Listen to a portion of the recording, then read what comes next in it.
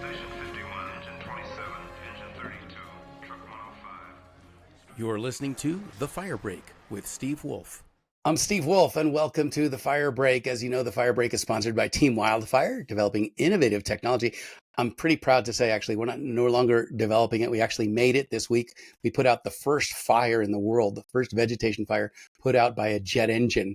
When my brother happened to be driving past a fire as we were picking the machine up from the factory, and he stopped and knocked the fire down, which was pretty phenomenal, historic occasion. And if you want to know more about it, you can check out my LinkedIn page. Anyway, I didn't come on here to talk about me. All right, maybe a little bit, but mostly I'm here to talk to Hilary Franz. And Hilary has been running the Natural Resources Department at Washington State for a bit and knows a lot about what's going on in terms of what's burning, what's not burning, what could be burning if we don't take the right measures to protect it, and what do we have to do to get in front of this thing now that we're already behind it. Hilary, welcome to The Fire Break. How are you today?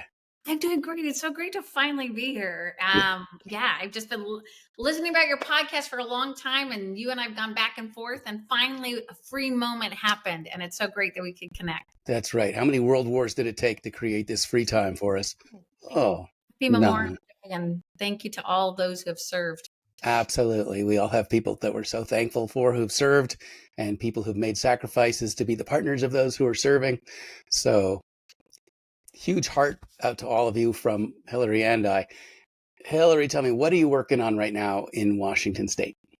Well, so right now, I've served for 8 years as the Commissioner of Public Lands and the lead fire chief for the state of Washington. And on January 15th was my first real day off in 8 years because I am no longer in that role. And so I'm actually having a little bit more flexible time, but it's also given me a lot more time to really dive into sort of all the big steps and movements we need to be making nationally and even internationally in wildfire, forest restoration, and community resilience, and all the new technologies that are coming to help us in that war. Yeah. Are you saying that fire doesn't respect state boundaries, let alone national boundaries? It doesn't. We all have our own atmosphere, right? No, it doesn't respect a single boundary. And actually, I will say, not only fire, but smoke. And in Washington State, after, it took me 3 years before we finally passed our largest investment in wildfire response, forest restoration, and community resilience after 2 major years trying, and our budget being zero. And I have to say, I'm grateful for California smoke, Oregon smoke, BC smoke, and our own smoke from Eastern Washington moving over to the west part of our state to say, guess what? No one can run from this problem. Right. Unless you hold your breath. And that's probably going to have its own health consequences. I agree with you, Hilary. One of my favorite days was the day the smoke from Canada blew itself down here from the country that can't keep its smoke to itself, and drove through New York and Washington. And I said, finally, everyone gets to see this is a international problem, and nobody is exempt from the impacts, even though they like to pretend it's someone else's problem. When it finally becomes everyone's problem, then everyone looks towards a common solution. Are we doing that? Are we looking for a common solution? Are we looking for solutions? Yeah. I think is everyone looking, or just the people who are most affected looking? That's a great question. I mean, I think that it is still only on the radar of those who are most impacted, those who are in fire service, whether it's local, state, federal, or international. I think that it is also top of mind in those communities that keep seeing it annually, year after year. They know when fire season's coming, they know it's coming, and they are far more alert and aware to the smoke. I was just it was just in March of this year, I was at an international wildfire conference speaking, and then followed with a panel where I had the lead fire chief from Greece, as well as the head of the EU emergency response and fire, and then the chief from LA County. It's wild to think about. You've got multiple country leaders, or even leadership of multiple countries, coupled to like county and state, all on the stage at the same time saying, this is a real issue that's facing us more than, an anomaly. It is now every single year we have to plan for it. And we are all largely way behind the crisis. And we have to, as I say, we have to move at the pace and scale of wildfire. And that means that where government tends to be slow on lots of things, whether it's passing laws and policies or whether it's implementing projects on the ground or whether it's securing the funding, government at all levels needs to be saying, how can we be part of the solution and actually move at an accelerated pace? Otherwise, we're going to lose to this context of fire. But they often do lose. And so maybe the fear of losing is only significant to them in terms of the loss of voters or the loss of the tax base. How do you get people who've never been fast to be fast? Well, I think the first thing is leadership. And I think wildfire is one of those things where, because it is such a significant threat to life and property, that people no longer can sit back.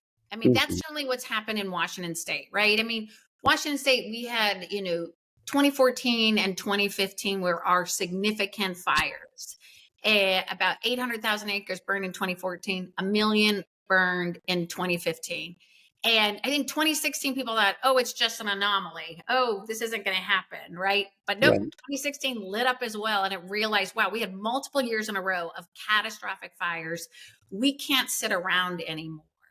And, that's when we began. I stepped in the role that I was in 2017. And I said, we can't ignore this problem anymore. We've got to work rapidly, and we've got to make it a top priority. I will say the hard part was not everyone felt that at the state level, back to the point, like where's on fire and who's impacted by it, until the Labor Day firestorm of 2020.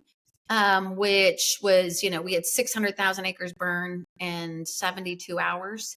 Oregon and California were on fire at the same time. An entire town burned down in just a few hours. We lost a little boy's life.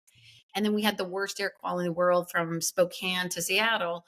And then all of a sudden, the west side of the state and much of our leadership that is in the voting power and control was like, what are we doing? Oh my God, it's Armageddon. We've got to do something. Where did this smoke come from? And you're like, this has been burning every single year. It's just now finally blew your way. Right. But it was that moment that actually, the 2 years we'd been fighting to get funding and resources that hadn't been successful. The next year we got it unanimously passed, $500 million for 8 years. And we've made huge strides as a result. I will say one of the challenges we have is that we've been so successful now in the way we respond to these fires, with 95% of our fires below 10 acres. Even as we see more geography, like more fires on the west side of the state, and a longer season, the problem is now the public, because our success, we've been successful, breeding a false sense of security. Like, wow, we don't have any fires anymore. Wow, did you see Oregon last year had 2 million? We didn't have any fires. I said, no, we had almost the same number of fires. We just put them out quickly, got on top of it. And then sure enough, what happens with the budget deficit this year? They just cut our budget in half. Yeah. Well, tell me about this strategy of putting out fire, because one common belief is that we put out too many fires too fast instead of letting, the more natural fire progression, continue, where perhaps we should put out the fires that impact the built environment and take advantage of some naturally occurring fires as a way to get some prescribed burns going that would have otherwise politically been difficult to get going. These opportunistic fires. So, when you say catastrophic fires, I'm wondering like where you draw the line on, is it catastrophic because a bunch of, bunnies burned, or it's catastrophic because insurance companies had to write big checks? If I was on Mars and I lived there and I was looking at Earth through my telescope, I saw these telescopes, all these fires, I'd just be like, wow, cool. Come check this out. Look at all these fires. I wouldn't have any sense of catastrophe. It would just be a phenomenon. So at what point when you look at fires, does it go from, this is an interesting natural phenomenon to watch, to this is a catastrophe we have to spend taxpayer money on? Yeah. Well, so first, not all fires are the same. not Right. only location, but conditions, and the conditions of the forest and where they start, the conditions of how close people live to where that fire starts, the condition of what time of year it is are we predicting any rain events anytime soon? Are we predicting wind events, right? That, as you know, when you have hot, dry conditions and fire and wind, then things really get out of control and it's difficult to actually, and that's what happened in those Labor Day firestorms for Washington, Oregon, and California. You had hurricane force winds and hot, dry conditions and a lot of fire starts. So my first is, we already know, like in Washington State, there are areas throughout our state, largely in the Cascades, the Cascade Mountain Range, where there's no way you can get in and fight these fires at all, right? You've got the topography is so steep, right? That you Right. can't put a plane in there, you can't put smoke jumpers in there, you can't put firefighters without risk of lives, right? In those locations, you're going to let the fire burn out. It is going to do what nature should not, natural fires should actually do, which is help those forests reduce the dead, dying, disease trees, get more space between, and allow more of the forest to regenerate on its own, right? Right. The problem is that in those areas of our forests that are closer to communities, it proposes too much of a risk and a significant risk. And when I say too close to communities, we're still not talking about the hinterlands. I mean, we had fire 26 miles from our most populated city, Seattle, right? And so we have grown and developed throughout not only Washington State, but our country and other places where fires are occurring in much closer area to population centers. And the hard part is where you might think you can control that fire. All it takes is an ember flying with a Yeah. wind or the spread, and it gets out of control. You don't have the containment line in, and now you have too big of a risk. Okay. The other thing that you have to be aware is that oftentimes you might say, well, and this happened on Labor Day of 2020. And I think that's really one of the game changers for us at a state level, but also a national level, where in Oregon, Washington, California, they had managed fires. So managed fire is where fires happened. It's not so close to population centers. And the federal government, it was all on federal land, is like managing those fires, saying, this is great. We'll get some of that fuels treatment in. It'll help the forest be healthier. We'll reach our forest health goal. The problem is, all of a sudden, those managed fires coupled with lightning strikes or human caused fires, and then large wind events, you now had what was 100-acre or 1,000-acre fire quickly become 100,000 acre. And then you Right. also had multiple of those fires at the same time, and there wasn't enough resources, right? And that's what happened to us. It's the bootleg fire in Oregon. Is a number of the fires in California, and where you have now so many of these fires that have gotten large because they weren't contained quickly, and they were managed, become unmanageable. And as we were calling for resources, most of our resources we get call when needed contracts for aviation through the federal government, our firefighters. Well, we couldn't get any resources because there were too few to meet the demand of fires. And all of a sudden we were told you don't have enough values at risk, meaning you don't Yeah. have enough lives that are at threat compared to more populated areas in Oregon and California. And that's when I switched. I completely made a change that said, here's the deal. We're going to first make sure Washington State has the resources it needs, because we can't Right. depend on other states or other countries being able to help us when we're at our time of need. And we moved to exclusive use contracts for all of our aviation resources. We passed the budget, so we now had 160 firefighters versus 40 full-time firefighters, and really invested in the resources. We also said, look, we absolutely need to restore the health of our forests. We had already set a big goal to restore 1.25 million acres over 20 years. We said we got to double down, get it done in 10, and do that work, that forest health work on our own with our own hands, bring in Yeah. prescribed fire, reduce the fuels out there. And then fire, when it comes in, it can burn naturally and doesn't become catastrophic. And so I guess the clearest, simplest way I say this, because I get this all the time, Hilary, but aren't you just creating the problem you had? Our forest, we have millions and millions of acres of forests that are unhealthy. Our job right now is to rapidly go in and restore the health of the forest so that then forests can fight these fires on their own, and Right. we don't have to use so much suppression. But until those forests are healthy, we do Yeah. need to use a significant amount of suppression on it. And even if you didn't care about lives, you in Mars there, Steve, you said you're up on Mars, you might not care about our lives here on Earth, right? Even just caring about the forest, right? Sure. Because what happens is there's so much, the forests have been so unmanaged. There's so much fuel to burn, right? That now the intensity of fire is so large that we're finding places that burned aren't regenerating. It burned too hot and too intense. So the carbon went and was emitted, causing second largest greenhouse gas emissions in Washington state. And I know nationally, it's just gone through the roof with the fires that we've had. And in addition to that, the regeneration or the ability for that forest to restore itself, which it could do naturally if it was healthy, isn't happening. I see. So you essentially want to manage the fires to the degree that you're allowing the forests to regenerate their own fire breaks. Yeah, well, here's what I think.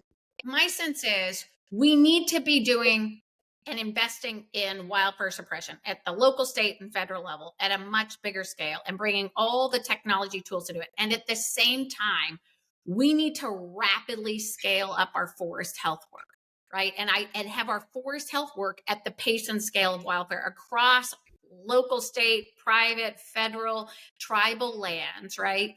And the great thing is when you do that, it's not only going to mean your communities are safer, right?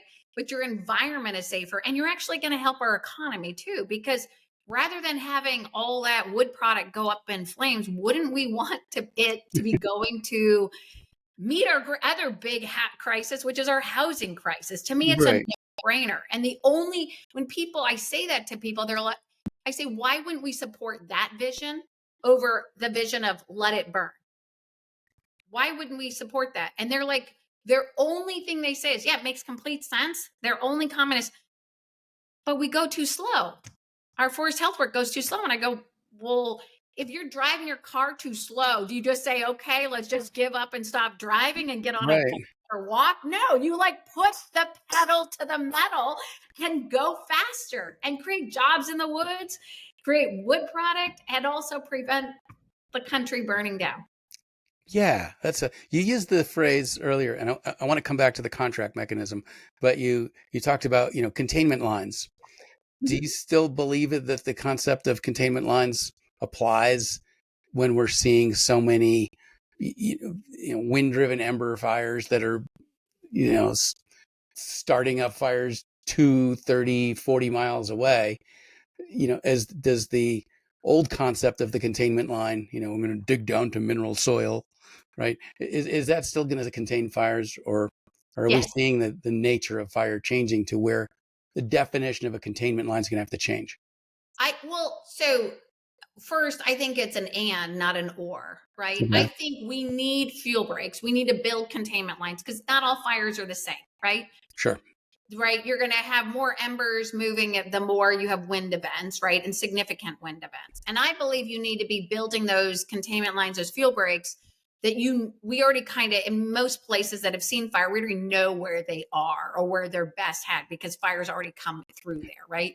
Right. I believe you need to be utilizing those fuel breaks to protect communities. And I also believe you need to be taking all the steps when it comes to basically the home hardening, the neighborhood hardening, where you're doing the work to reduce those embers actually harming neighborhoods and communities. To me, it's an and, it's not an or. And I think it's a place that I don't think any community, any state has actually really gone the level it needs to on really building that community resilience to reduce their own wildfire risk. And that's where I think the focus absolutely needs to be. It's for sure in Washington state, but I think we saw that in California, we saw it in Oregon, and we saw it in many other states that are seeing these fires now. Well, you say, in Washington, and in Washington, there's a sense, Washington state, Yes. to be That's clear. Yeah, very different. right. We did- There's a sense of that that the natural environment and the forests are a state value, right? They're of personal value to people because it's part of the identity of the state. It's a It is beautiful public place, state for a reason. right? Yeah. so so but there's a sense that if you look at the national picture, not everyone has the same sense of value of the natural resources. People who live in the area do, but people, when we're seeing federal funds appropriated, there's not a sense that everyone's trees are as valuable to them as our trees are valuable to us. I mean, I will just say, I think actually, and I told you before the show started that I'm an incredibly optimistic Yeah. person. I actually think, well, there's an enormous amount of disagreement right now in the context of our forests, where a lot of people are fighting over our forests and what needs to happen. Don't cut older trees. Who Just cut older trees? trees. Right. Don't do forest health. Let it burn. No, get in there and manage the forest so that they Right. don't burn, right? Yeah. Use more wood products versus concrete and steel. No, don't use more wood products. We don't want forest cutting down here, right? You're Right. Building our houses out of fuel, basically, right? right. Or like, why would you build out of concrete or steel versus trees when trees are actually regenerate and you plant and then they grow and there's so my point of saying this, I think there's an enormous amount of fighting over our forests right now. That's so good, though, right? It is within our state, international. And here's my sense of it is they're fighting over because they actually care. I Yes. do not believe they're, Yep. and I have this saying all the time. It's like, we need to be fighting less over our forest and fighting more for our forest. Like, there is actually common ground. Republicans and Democrats, urban and rural, actually have more common ground on the issue of forestry than, I don't know, probably criminal justice. Okay. Or any other issue. Probably. And I look at this and go, oh my God, this is a place where we could actually be coming together. And I think you do see some movement that's been happening, not just in the last, 6 months, but over the last 2 years in this area, with a number of pieces of, even the Inflation Reduction Act was, very strong focus on natural resources and forestry and had bipartisan support, if you remember, right? You see it even in, the Fix Our Forest Act that is like just came forward, bipartisan, right? So, there's a lot people are fighting over, and they are definitely fighting over this context of what is best for our forests. But I believe that we have far more in common, and we just need to shift in our head that we need to start fighting for our forests and listening and learning from each other to find that common ground. Yeah. And part of that is having the assets that you need when you need them.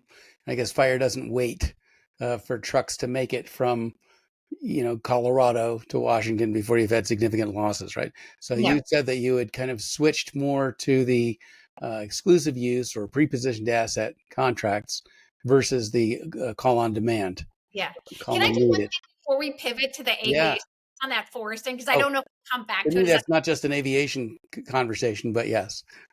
Wait, what'd you just say? Oh, I said the prepositioned asset's not just an aviation issue, right? So I'll talk about both of those, but can I just do one thing on the forestry that's Sure. fascinating to me? Tell me. Okay. So one of my first, I set this goal that we're going to restore 1.25 million acres of forest in 20 years across multiple jurisdictions. And I had no one to do forest health when we set this goal, right? And then overnight, we built the largest federal program, and we've actually restored 1 million acres on federal, state, tribal, private lands in just 7 years, right? So we're going to achieve our 20-year goal in 10 years. That was my double down after the Labor Day firestorm. But what was interesting is the first forest health project we did that was on state lands, right, was an 800-acre property and right in fire territory. We're like, fire hit this area every year. In fact, they had a horrible, tragic actual fire in 2015 where 3 firefighters were lost. So this is a community that knew fire, knew how dangerous it is and the risk. And we're like, we're going to do this 800-acre. And our scientists said, oh, you need to leave about, sort of 26 trees per acre. And all of a sudden, this fight ensued where environmental organizations in the community are like, no, it's 100. And give or take some numbers, 135 trees per acre, right? Right. 10 feet between crowns, 50 Oh feet my between gosh, right? crowns, We everything. go on the ground. I mean, there was more activism. And by the way, the activism wasn't even about political alignment. We had Republicans sending me messages. I had Democrats. I had like, don't cut the trees. And I'm like, oh my gosh, I can't believe we're fighting over these acres, right? And we just need to get the fuel treatment on the ground because it could burn the next year, right? Right. So we kind of said, I put all the scientists in the room and I was like, come on, just come up with something, right? Eventually I just said, look, we're going to split the baby. It's going to be 60 trees per acre. Okay. Okay. Just we can't wait any longer, right? Right. That year, a massive fire came in right after we did the field treatment. And guess what? Nature pretty much told us what it should be. So we got it down to 60 trees per acre, roughly. Right. Nature brought it back to about 26 to 30 trees per acre. Okay.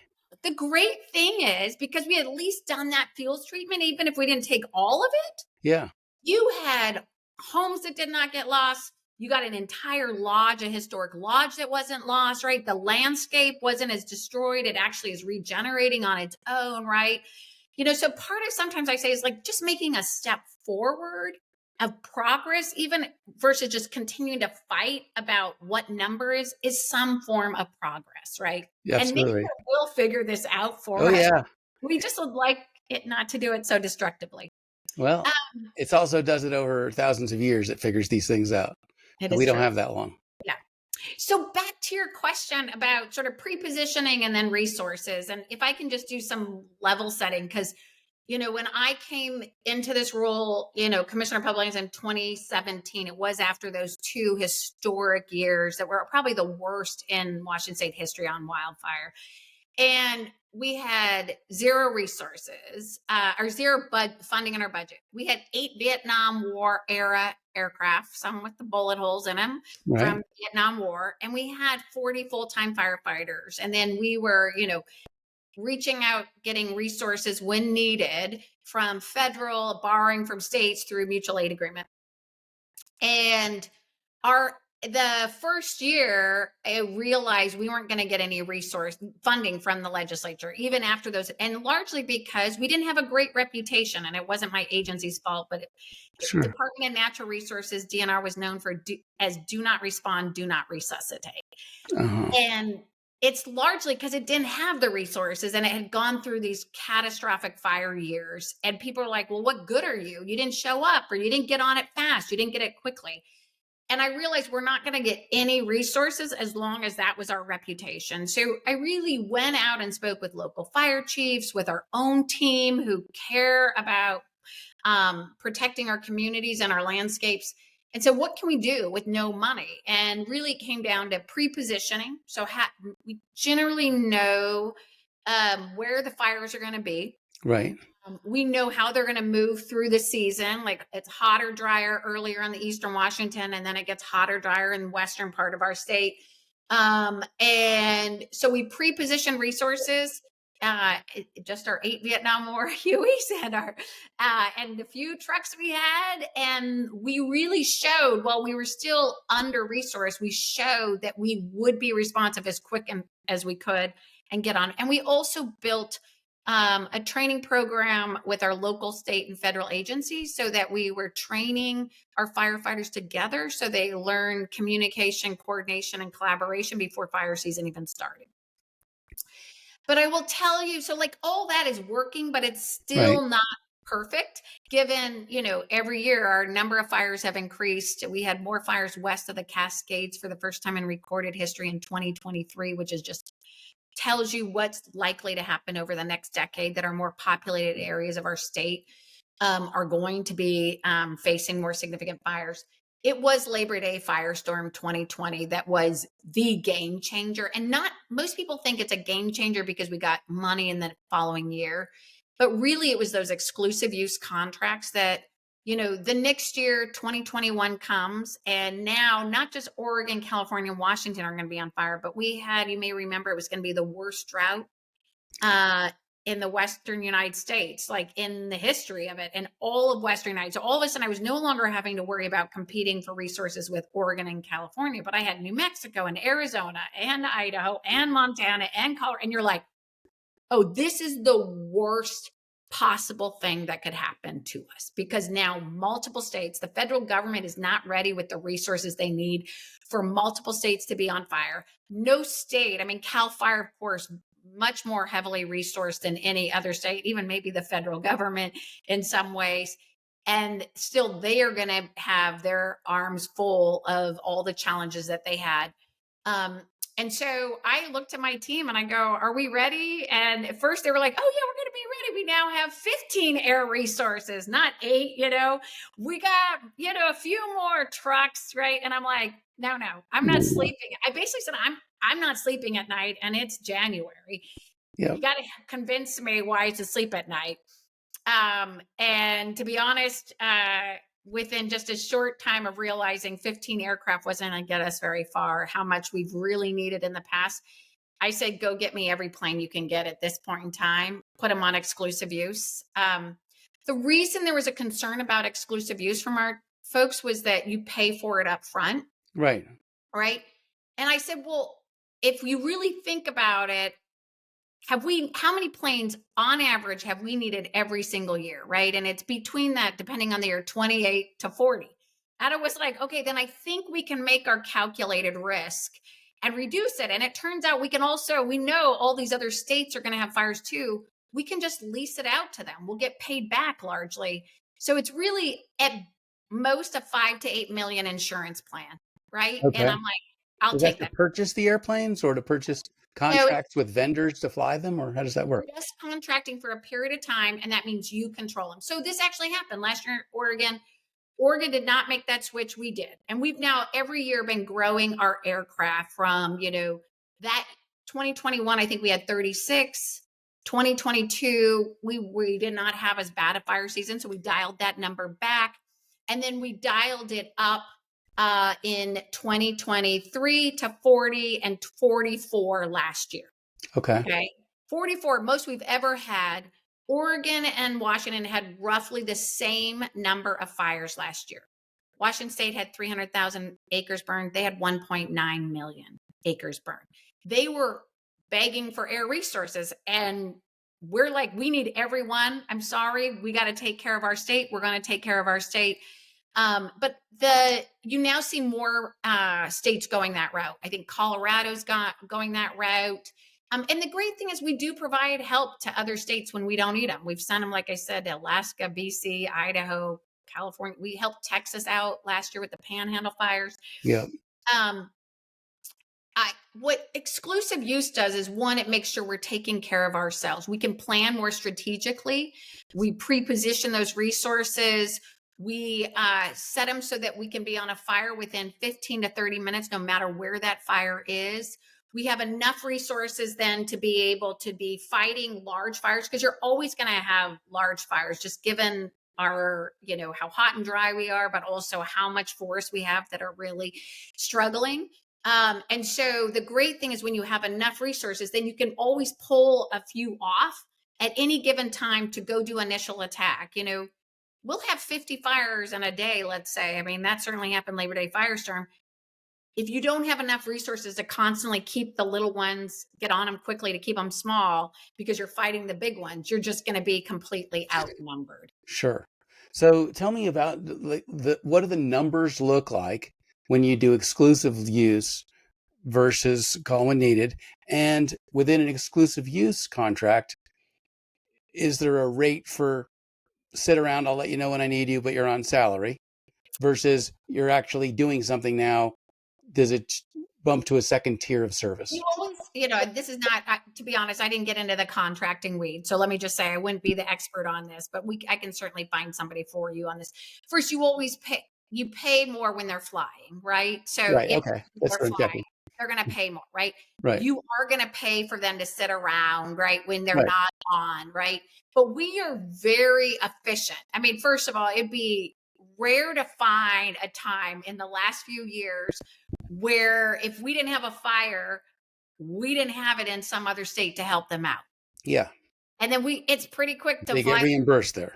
Yeah, we get reimbursed. And again, if you just look at the trajectory of fires, it's pretty clear how many states are going to have fires, how significant they are, and how few of them have the resources ready, right? I mean, we were in Minnesota just last week, right? With Yeah. our own air resources. It's because it has become such a 9, 10, even 12 months of the year. Yeah.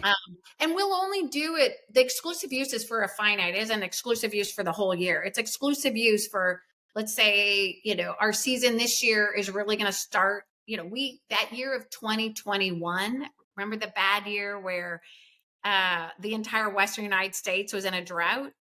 That year, the fire started in early March and did not stop in Washington State until November. That's rare. Okay. But that was a all hands on deck, 24/7, no rest, keep on going. This year, the fire season is, we've had a few starts happening. We're in late May. It's going to start to pick up more in June. It is going to be bad in July and August. I mean, all you have to do is look at the fire predicting maps, and Washington State is solid red for 2 months. That means, so really you're moving your exclusive use contract based on what is needed and for how long you need it. But don't you feel pretty silly, if you're in LA and you're like, oh, well, the fire season doesn't start till late May, so we're going to let those assets go. And oh boy, now in January, we have the worst fire ever.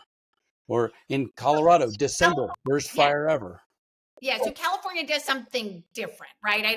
They own so many of their resources. Yeah, of course they do.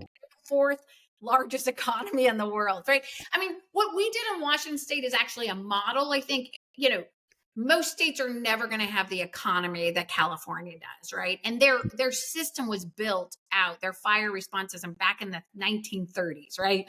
So they've been building this out at multiple levels, local and state, and have the resources that most states don't even have. I mean, when I was on stage in Europe at this conference, we had the fire chief from Greece and we had from EU, and a question came in about the cost, right? And we had the fire chief from LA County. His budget, just that county's fire budget, is larger than my agency's biannual fire budget. Okay, that just give you a perspective, right? This model is really presenting a model for those states and even counties and even countries that are actually smaller, don't have the economy that ours. I think, so what it gave us is the ability to have much more confidence that we were going to have the resources available when we need them, that we were going to be able to reduce the amount of destruction of fires, not only to property and lives, but also to our forests.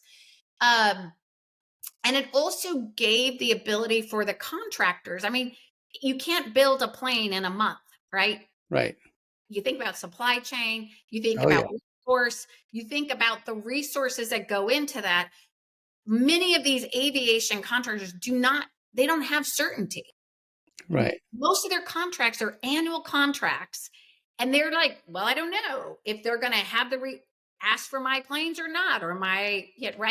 Right. That's really hard to plan. It's hard to go and make the kind of investments. That's right. So, for example, one of our contractors is Aeroflight out of Spokane.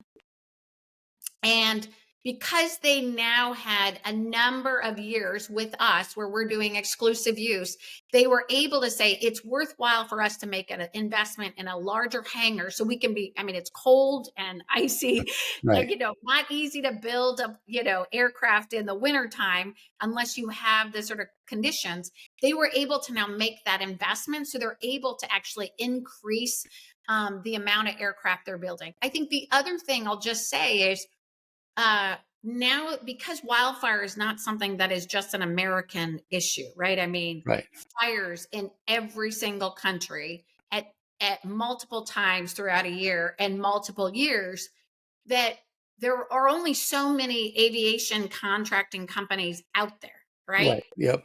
And, when Greece had those fires, I mean, the story I heard is Greece and Turkey had those fires. I can't remember what year, but it was a few years back, right? Horrific stories that came out of that.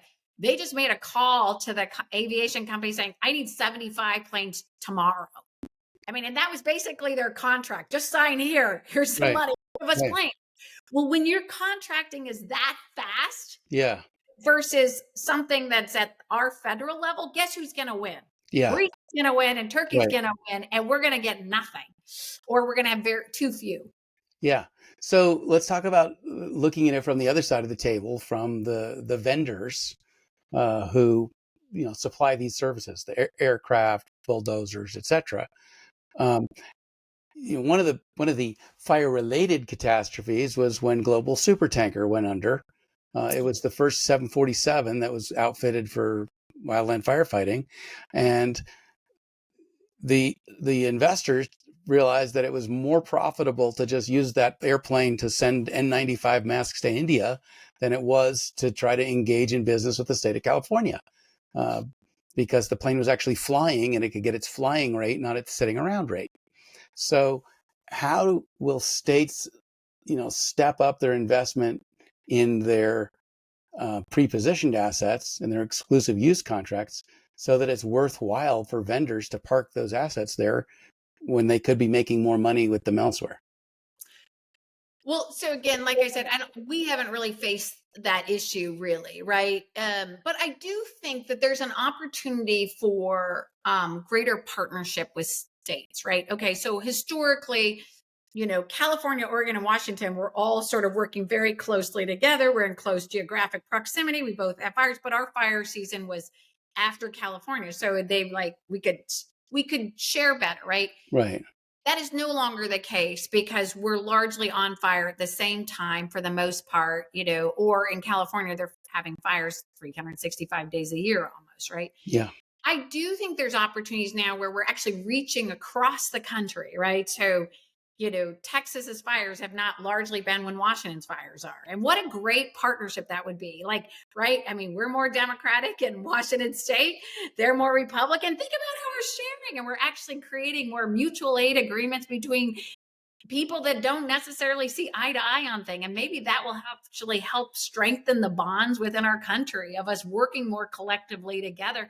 Our firefighters do it all the time, right? I always say fighters, they run towards fire when everybody's running out. They never say, well, hold on. Well, who did you vote for? Right. Yeah. Oh, I'm not helping you on your fire.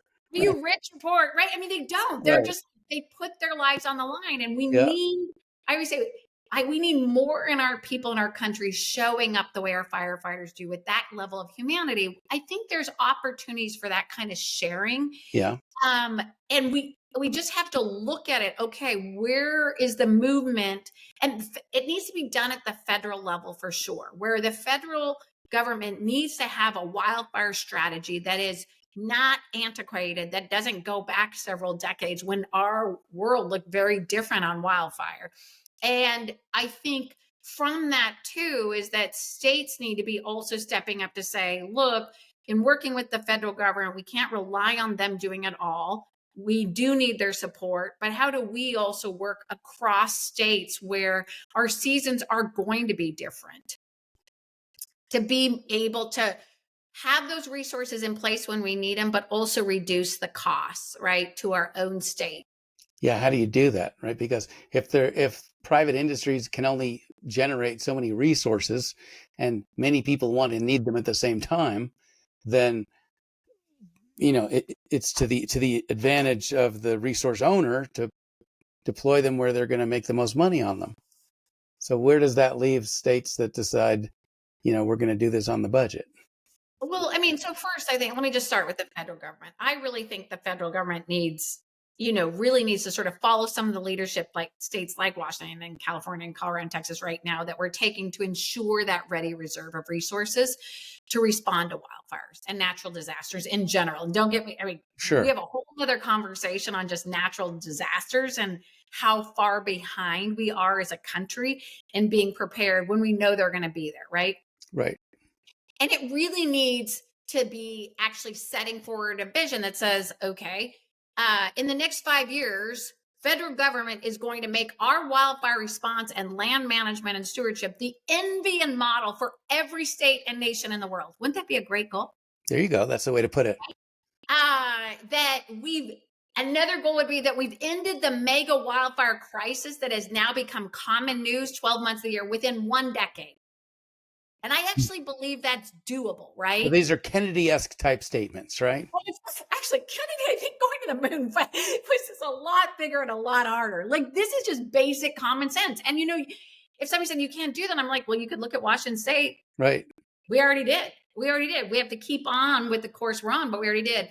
I think then from that, after it's setting these goals to meet the needs of the moment, it needs to say, here's the federal role. We're going to make bold investments in the aviation resources and the ground resources and the people who are leading the charge on wildfire at all levels, from, the incident, the ICU unit, all the way down to the seasonal firefighter.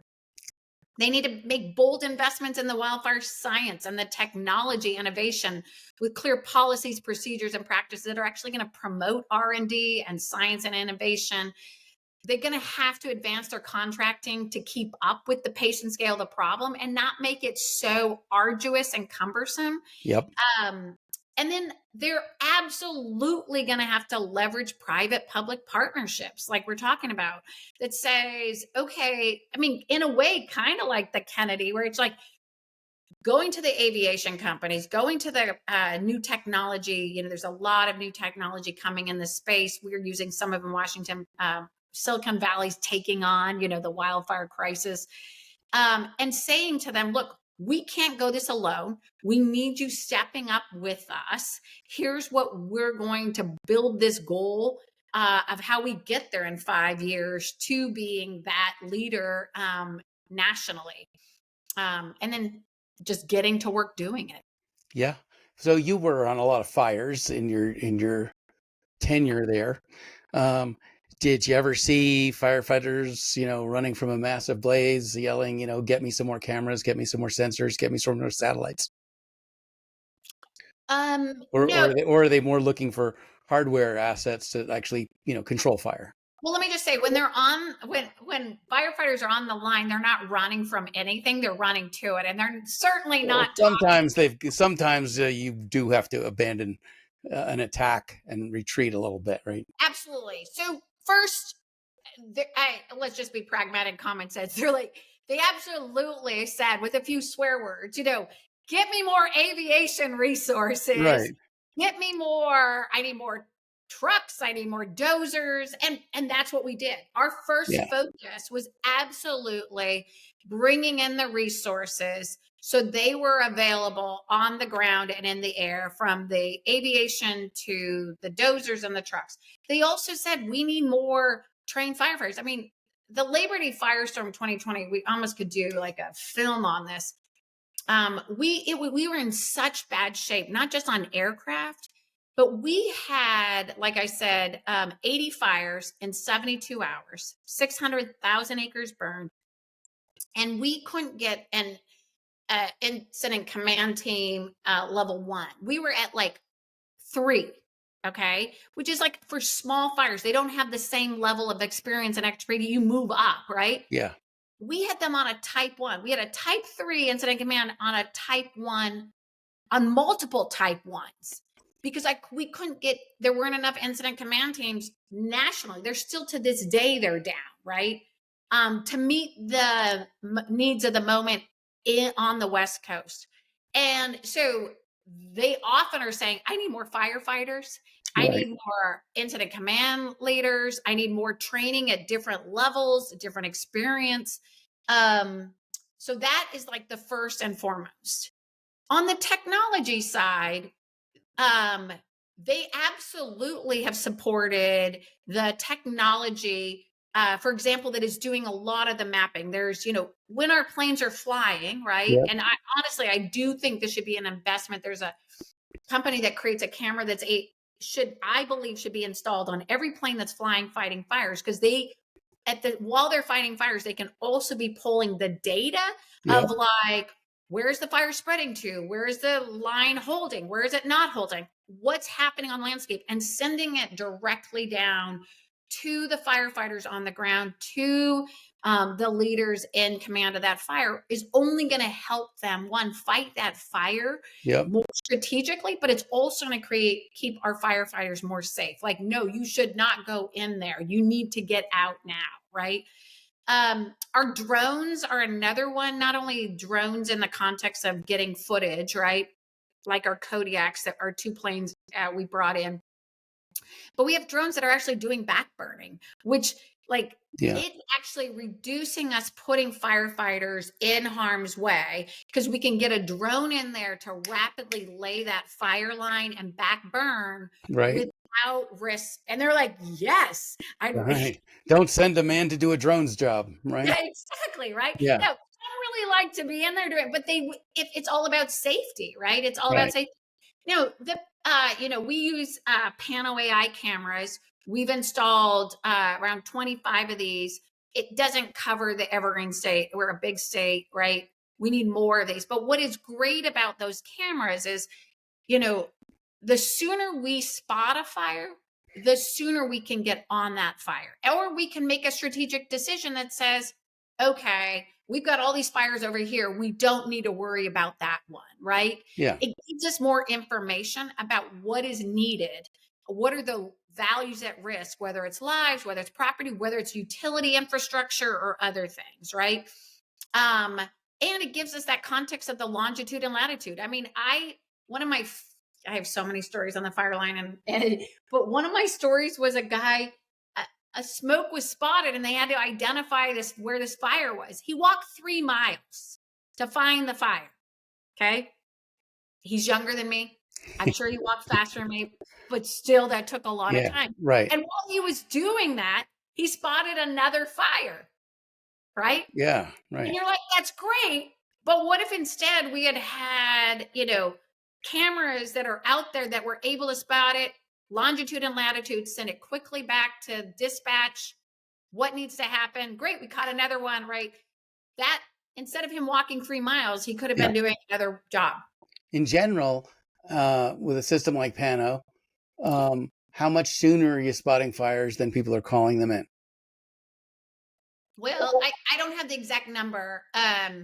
And I just have stories of where it's really been successful. But again, we have only 25. We really need to rapidly scale up. My belief is that we need to have more cameras on our own state lands, which we have our 25. We need to have more cameras on federal land, and federal land is around 6 million acres. And we need more cameras in those high-risk community areas that are able, where our utility partners have a lot of values at risk, not only of their own infrastructure, but potential risk to communities if anything happens. And creating a strategic sort of connection between state, private, federal, and even tribal land so that they're almost every area that has a high wildfire risk, which of course is growing, or a lot of values at risk, has that alert system. And it also helps on evacuation. I mean, we know one of the things that was very difficult, in not just in California, but in other states, is that context of when to evacuate. Where is the fire? How is it moving? At what level are we at, level 1, 2, or 3 on evacuation? Yeah. And what does that even mean?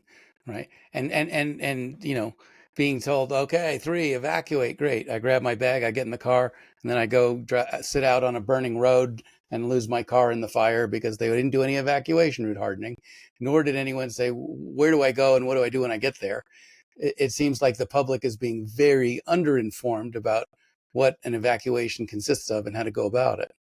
I mean, I will say to you, we've made huge progress in Washington State in our wildfire response, but we're still at the early stages. And we've got a long way still to go to build the kind of wildfire response that we need. And that's everything from the Pano AI cameras that are identifying the fire and getting that information to accelerating the response time. And we've I didn't even go into this, but we changed a law, House Bill 1498, that wasn't even about money. All it was is it said we had a fire chief would call in a fire, right, to dispatch, and then dispatch would call it to state mobs, and it would go through 6 other calls. Wow. And 5 to 24 hours could pass at this point. Well, the fire chief is like, it's growing. I need air resources, right? So what we did is we just shrunk that. He calls in dispatch. He says, send me DNR resources now. And boom, they go, right? Okay. Yeah. So there's lots of those kind of inefficiencies in the system. I mean, it's right. This happens everywhere. And what we've got to do is keep on sharpening that response time and cutting down the inefficiencies at local, state, and federal level, right? But so there's a lot in wildfire response that's happened and a lot still that we need to do. Forest restoration, we've made huge progress in central and eastern Washington of really accelerate the forest health. But we now have to focus on the west side of the state. We don't have a forest health plan. I always say our forests are more complicated over there, so are our people. Right. You know? And so we need to quickly develop that forest health plan and get to work. The area of community resilience in Washington state, and I think it's now clear in California, and it's got to be the case in most states, is the work that needs to be done in community resilience has barely even started, right? Most people are not aware of the level of fire risk. Even those who have seen fire around them still are like, yeah, not me. It's not going to happen here, right? Right. Two, they are most likely haven't done the home hardening that needs to happen. There's a lot of new technologies coming out about that awareness, like Fireicide has really helped rapidly accelerate people's awareness of what needs to happen in the home, and the partnership between local fire districts and even insurance companies in helping support that home hardening. We need to do evacuation planning. Like, it is not there. CWPP's, the community-wide prevention plan, is supposed to be included, but to be honest, that's like, it is, those that have had it done, I still don't think it's at the level of technology that it needs. I mean, I think about this, and I'm old school. My kids would laugh. There's nothing technologically advanced in me at all. But I think about like Amber Alerts, right? Yeah. You phone, like the moment something has happened to a child, doesn't matter where you are in the state of Washington, my phone is like blowing up, and everybody in the conference room with me, his phone is blowing up, right? Yep. And ideally, we would take that kind of that type of tool, as well as you think about, I use this example. When I get up in the morning, right, and I had a 2-hour drive to work, right, on a really bad day. On a really good day, it was an hour and 15 minutes. It's just based on who all is driving and out there. Sure. But my phone would tell me what time I had to get out of my house to make sure I got to my meeting at work on time. Right? Yeah. How come ideally we would have, and I know there are companies coming out that are doing this, that help communities plan their evacuation strategy, right? But ideally it would be almost the moment that alert comes and says, there's a fire in this vicinity that you are in, whether you live there or you're just visiting, because it's not my phone. It says, you are at level 1, 2, or 3, and it gives you like what that means, because most people don't know. And then here's your best way to get out. And as we know, traffic patterns change, so it's going to change too. Right. No, absolutely. Yeah. Well, really, the best answer in evacuation is, as soon as you get level 1, leave, instead of don't wait until everyone else is at level 3 and you're all 5,000 cars trying to make it through the same intersection. I had one of our worst fires just happened in 2023. It was in Spokane County. It was actually a fire that had the most structures, I think, in recorded history, loss of 366 homes. It was 2 fires in the same county. Really difficult situation. We struggled there. We had aircraft, but the hard part was wind conditions and smoke.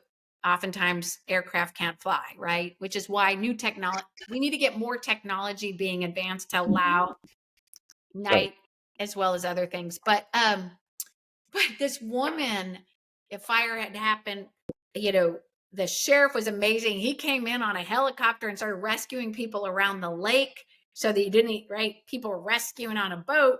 But then this woman, this guy comes out of the woods. I want to meet this guy. Comes out of the woods on a horse.